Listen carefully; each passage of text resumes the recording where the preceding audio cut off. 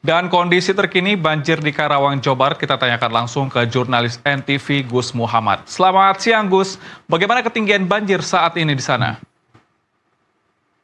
Selamat siang Helmut dan saudara. Untuk saat ini jika dibandingkan dengan malam hari dan pagi hari tadi, ketinggian banjir di Desa Karanglinggar, Kecamatan Trujambe Barat ini sudah berangsur surut begitu. Namun demikian banjir ini masih merendam ratusan rumah. Ada sekitar 225 bangunan atau rumah di desa ini yang terendam banjir begitu. Dengan korban mencapai sekitar 810 korban yang menjadi korban banjir ini. Para korban ini sebagian ada yang bertahan di rumahnya karena memang bervariatif gitu. Misalkan yang rumahnya berada di pinggir jalan, ketinggiannya tidak terlalu tinggi begitu. Sedangkan yang bagian rumahnya yang ada di belakang itu ketinggian air bisa mencapai 2 meter atau hampir menyentuh plafon rumah mereka. Nah, warga yang kebanjiran sampai 2 meter ini kebanyakan mengungsi ke rumah tetangga atau saudaranya yang masih relatif aman begitu, dan juga pemerintah desa juga sudah menyiapkan posko di kantor desa sebagai posko banjir ini. Demikian Helmut.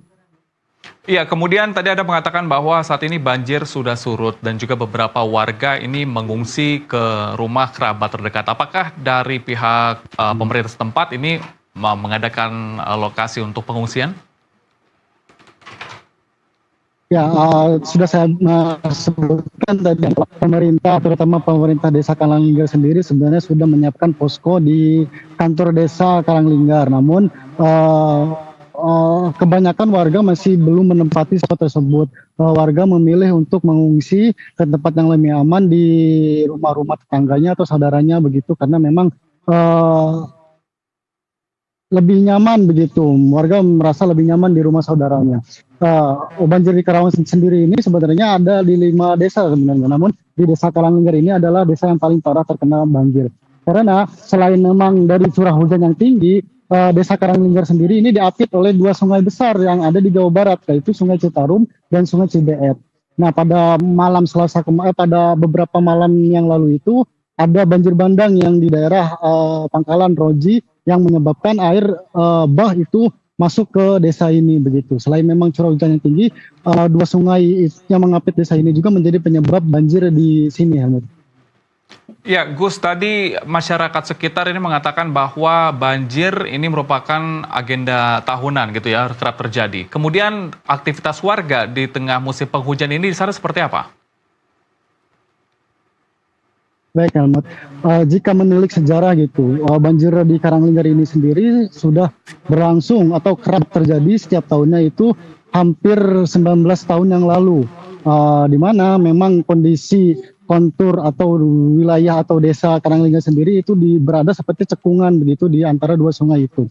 Nah, pemerintah sendiri sebenarnya sudah melakukan berbagai upaya, namun warga sendiri menilai bahwa upaya itu tidak signifikan, seperti mengajak untuk relokasi. Sebagian yang diajak relokasi atau sebagian besar yang diajak relokasi tidak menginginkan relokasi terjadi karena mereka tidak mau meninggalkan kampung halaman mereka.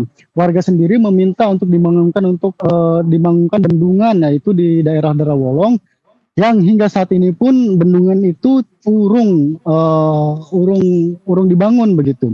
Nah, karena pemerintah karena tidak ada kesigapan dari pemerintah ini, masyarakat Desa Karanglinggar sendiri mengaku bosan dan letih karena sudah belasan tahun banjir. Jika musim hujan datang, banjir pasti datang di desa ini. Demikian, Helmut. Baik, kami nantikan informasi terbaru dari Anda. Terima kasih laporan langsung Gus Muhammad dari Karawang, Jawa Barat. Selamat bertugas kembali.